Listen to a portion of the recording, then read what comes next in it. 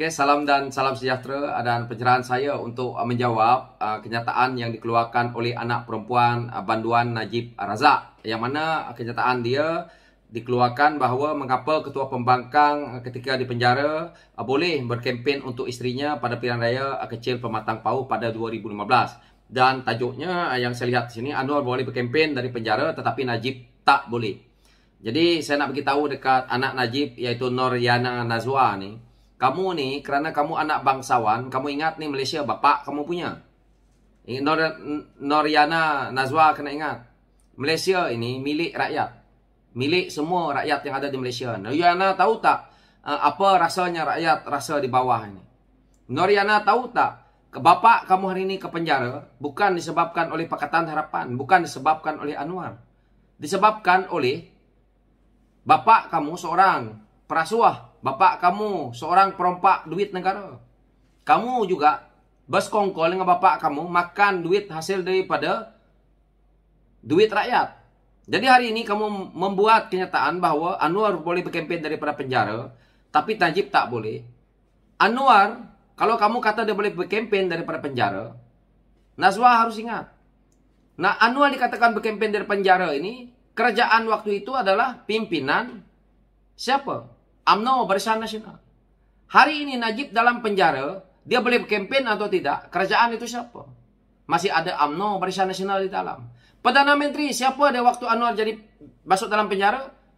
UMNO, Barisan Nasional. Perdana Menteri apabila Najib masuk dalam penjara, siapa dia? UMNO, Barisan Nasional. Jadi kenapa Nazwa nak komplain, nak merasakan bahawa dia seolah-olah diberat sebelahkan oleh kerajaan ataupun pihak penjara ataupun pimpinan-pimpinan politik? Yang berkuasa adalah UMNO, Barisan Nasional. Tidak lain, tidak bukan. Jadi kenapa kamu merasakan bahawa kamu seolah-olah melihat sisi Anwar boleh bebas, boleh berkempen, tetapi Najib tak boleh kerana kamu rasa bahawa ada penindasan di situ. Penindasan siapa yang buat? Kalau Perdana Menteri walaupun interim hari ini, kalau dia menggunakan kuasa-kuasa dia contohnya, Najib mungkin boleh berkempen daripada penjara. Tetapi ulasan-ulasan pada saya yang sangat tolol dan bangang dikeluarkan ini adalah untuk dia nak mengelirukan rakyat, seolah-olah Pakatan Harapan lah yang memerintah negara hari ini. Seolah-olah yang membuat kesalahan memenjarakan bapak dia ini adalah Pakatan Harapan. Tetapi dia tidak sedar. Nazwa kena fikir balik. Adakah rakyat ini suka bapak kamu? Belum tentu. Mak kamu telah pun mencuri peruntukan luar bandar untuk Sabah dan Sarawak. Kamu tahu tak Nazwa bahawa di Sabah dan Sarawak tu, sekolah-sekolah daif itu, duit yang kamu curi, duit yang kamu belanja untuk beli beg, boleh bina satu sekolah yang teruk di pendalaman. Ramai lagi sekolah-sekolah pendalaman itu ataupun kampung-kampung di pendalaman di Sabah dan Sarawak yang tidak mempunyai bekalan elektrik yang cukup, yang boleh kita lihat hari ini apabila tiang-tiang lampu tak ada. Ada tiang lampu, elektriknya tak ada. Ada tiang elektrik, ada juga wire elektrik tidak disambung. Ini adalah disebabkan apa? Disebabkan bapak kamu jadi Perdana Menteri dan akhirnya dia rakus, merompak segala harta negara ini. Untuk apa? Nazwa kena ingat benda-benda ini. Kalau kamu seorang tokoh politik yang hebat, hari ini kamu patut turun ke pendalaman-pendalaman. Turun menyaksikan apa yang berlaku. Saya sendiri turun. Saya menjelajah di kawasan-kawasan pedalaman Sarawak. Saya melihat begitu daifnya sekolah. Sekolah yang sepatutnya anak-anak orang seperti Nazwa, dia pergi bersekolah. Pagi ada orang hantar, ada Mercedes hantar, ada Belfire hantar pergi sekolah. Kamu tahu, anak-anak sekolah daif di pendalaman Sabah dan Sarawak, mereka terpaksa duduk di asrama. Mereka baru berumur 7 tahun, dah duduk asrama. Kerana tidak mampu lagi ke hulu. Kerana apa? Kerana tidak ada jalan pengangkutan yang elok. Jalan semua jalan balak. Jadi Noryana tak payah nak cakap banyak. Tidak ada orang menindas pun Najib ni pada saya. Kerana kerajaan ini adalah kerajaan UMNO Barisan Nasional. Jadi apa-apa urusan, apa-apa kepentingan, sepatutnya Najwa tidak perlu komplain di media. Komplainlah dekat Ismail Sabri itu. Dia sebagai Perdana Menteri interim hari ini.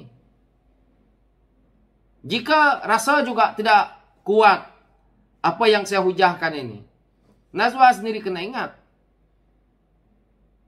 Badan-badan kerajaan ini bukan milik kamu. Badan-badan kerajaan ini yang mana selama ini kamu rasa bahawa apabila UMNO Barisan Nasional itu memerintah, kamu rasa bapak kamu dulunya itu Perdana Menteri, kamu rasa kuasa itu ada di tangan kamu. Kamu rasa bahawa kamu saja yang layak bercakap. Kamu rasa bahawa orang-orang kecil ini tidak payah kamu nak ambil peduli.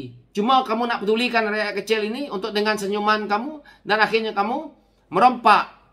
Akhirnya kamu mencuri harta rakyat. Najwa kena ingat juga bahawa daripada kamu kecil terlahir itu, kamu dah makan duit rakyat.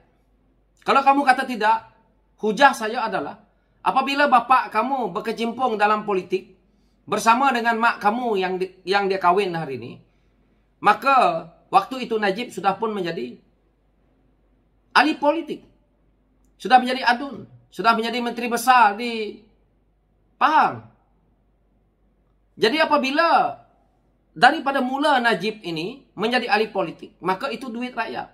Najwa ini hidup dengan duit rakyat. Kamu bercakap hari ini seolah-olah kamu dikongkong, seolah-olah kamu ditindas. Berapa banyak dah duit rakyat yang kamu telan? Kami berhak bercakap seperti ini. Seperti saya sebagai rakyat biasa. Kerana kami kais pagi makan pagi. Kami bercucuk tanam. Kami di Sabah Sarawak ni mencari hasil daripada hutan. Tetapi itu pun habis. Ditebas oleh pimpinan penyamun kamu orang. Jadi saya bercakap ini supaya kita rakyat ini faham. Saya tidak nak bahawa ini dijadikan bahawa saya hanya nak propaganda. Ini adalah hakikat yang kami rasa. Saya baru saja balik daripada menjelajah ke seluruh Sarawak. Pelusuk dia. Saya bukan jelajah kawasan-kawasan bandar. Saya pergi jelajah kawasan pendalaman. Belum selesai lagi. Saya akan teruskan lagi jelajah ini di waktu akan datang. Dan saya akan pertunjukkan video-videonya. Betapa daifnya kawasan-kawasan yang ada di Sabah Sarawak. Betapa daifnya sekolah-sekolah yang ada di Sabah Sarawak. Kerana kerakusan, mak kamu mencuri peruntukan untuk solar yang ada di Sarawak. Hari ini saya pergi di kawasan Selangau. Solar dia. Amat sedih. Tidak ada. Dan akhirnya mereka terpaksa guna generator. Generator yang sekejap ada, sekejap tak ada. Kenapa dia tak ada, sekejap tak ada? Kerana generator pun dah daif. Sekejap rosak, sekejap elok. Tang dia waktu dia elok. Dieselnya tak ada. Kamu ingat senang nak angkut diesel. Najwa nak pikul diesel. Pendalaman ke hulu tu. Cuba mak kamu tak mencuri peruntukan. Tidak membuat rasuah. Maka ada solar. Apabila ada solar, cahaya tu masuk. Maka tidak perlu lagi rakyat-rakyat tu, penduduk-penduduk di situ tu, nak mengangkut diesel. Jadi Najwa, saya nak beritahu, kalau kamu nak ke politik, kamu turun dulu pendalaman Sabah dan Sarawak tu. Pendalaman yang ada di negeri Pahang pun Najwa tak tahu. Kampung-kampung orang asli Najwa ada masuk.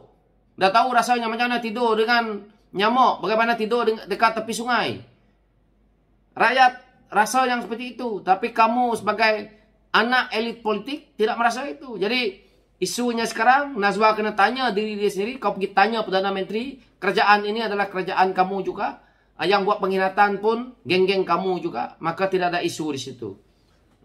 Jangan nak ceritakan samakan Anwar dengan bapak kamu. Jauh beza, jauh panggang daripada api. Sekian pencerahan saya. Terima kasih.